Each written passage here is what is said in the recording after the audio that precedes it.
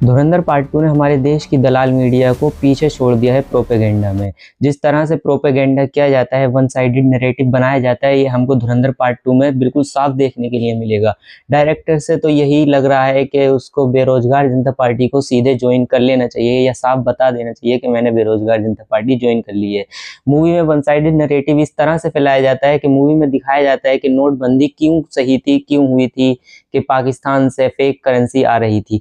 तो उसके लिए हमारे देश के जवानों को भी तो वहां लगाया जा सकता था। ऐसे तो है नहीं कि नोट जो है इनविजिबल होकर हमारे देश में आ जाते। आते तो किसी टैंकर ट्रक वगैरह से ही आते ना, तो हमारे देश के जवान के पीछे हैं जो उसको रोक नहीं पाते। आपने वन साइडेड नैरेटिव तो दिखवा दिया मूवी में कि किस तरह से नोटबंदी सही रही, वो नहीं दिखाया कि जो 100 करोड़ लोगों पर लाठीचार्ज हुई थी और बैंकों की लाइनों में लगवा दिया था उनका काम छोड़कर।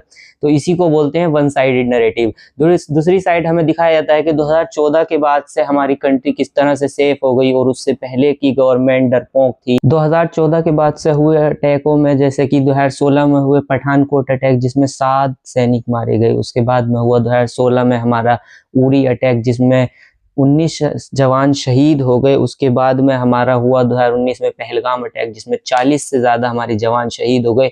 और अभी हाल ही में हुआ हमारा पहलगाम अटैक, हम इसको कैसे भूल सकते हैं? क्या यही वन साइडेड नैरेटिव है? क्या हमारी मूवी के डायरेक्टर ने बिल्कुल इसको अनदेखा कर दिया, इसको मजाक में लिया है जो इसको शो नहीं किया गया? ये तो वन साइडेड नैरेटिव हुआ। और जो हमारे देश की जो जवान है वो हमारे देश के जवान कम नहीं है। 1971 में हुए कारगिल के युद्ध में भी हमने घर में घुसकर मारा था, तो हमारे देश के जवान कोई डरपोक नहीं है। हम पहले से ही इतना दम रखते हैं कि हम घर में घुसकर मारने का दम रखते हैं। तो यही है कि वन साइडेड नैरेटिव किस तरह से फैलाया जाता है, ये धुरंधर पार्ट 2 में आप देख सकते हैं। और मैं तो यही कहना चाहूंगा कि जो डायरेक्टर है उसको डायरेक्टली इनडायरेक्टली ना डायरेक्टली ही बोल देना चाहिए कि उसने बेरोजगार जनता पार्टी को ज्वाइन कर लिया है। और आप इस मूवी पर क्या राय रखते हैं, कमेंट कर जरूर बताएं और फॉलो करना ना भूलें हमारे पार्ट ट्रूथ स्कोप को।